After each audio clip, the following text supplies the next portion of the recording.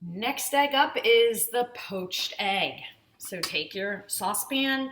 I filled it, not filled it, but like halfway with water, a good 3, 4 inches of water. Put it on my burner, turn it on, and I'm bringing it to a boil. So I turn it on 8. Remember, the pan has to be on the burner for it to turn on, and put it on 8.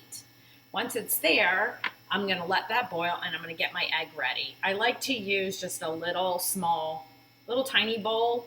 You don't want to use anything too big, just a little tiny bowl to crack my egg in the bowl first. So I take this, I'm going to crack my egg in the bowl. Careful not to get any shells in there, also to make sure that you don't break your yolk. So I took my egg shells, as you see here, and I put it in a paper towel, and I'm going to throw that away, clean up any little mess that I may have made, and wash my hands.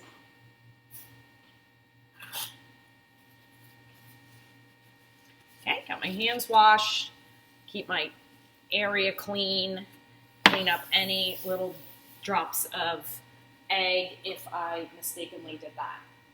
Okay, next step, while I'm waiting for this to boil, and on our stoves, it boils pretty quickly. You see, I'm already at a simmer.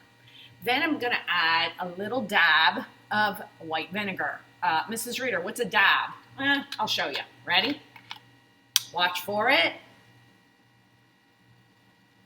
Dab. All right, it's probably about a teaspoon. I don't know. If you're really picky, fill the cap halfway and pour it in if you need a measurement.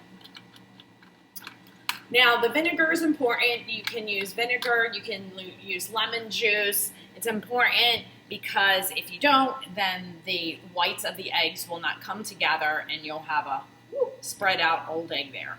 All right, so you can see it's coming to a boil. So once it's at a boil, I'm going to drop down the temperature. Probably, let's look. Ooh, smells like vinegar. Plus, you're going to get a lot of steam. Sorry, I'm going to clean my camera. Okay, so down to a light simmer.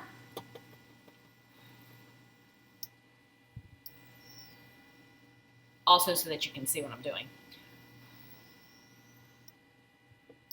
Okay, then I'm going to take my little egg in the cup and I'm going to get real close to the water and I'm going to bloop, drop it in there. As soon as it gets in there, it will probably drop the temperature of the water a little bit, and that's okay. Remember, perfect eggs require patience.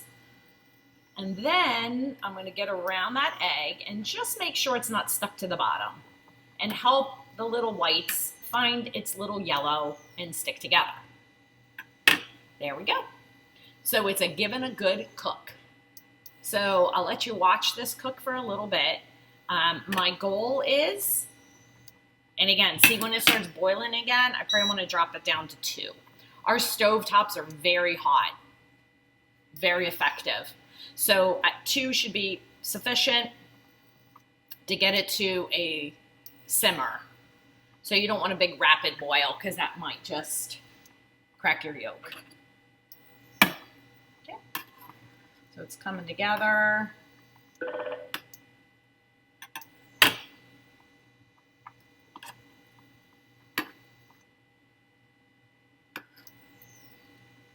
We'll check back with this in just a bit.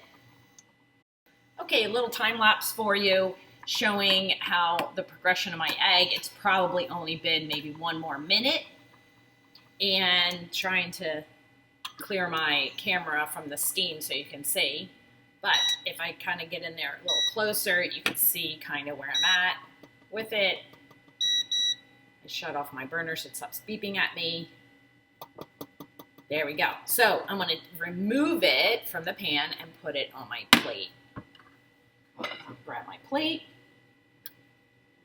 As I do this, be careful again. You don't want to break it. Looks very pretty. So let me see if I can get it to the camera for you to see. And And I'll put it on my plate. There we go. So, pretty poached egg. So there we have a scrambled, a boiled, a poached. Next up, fried egg.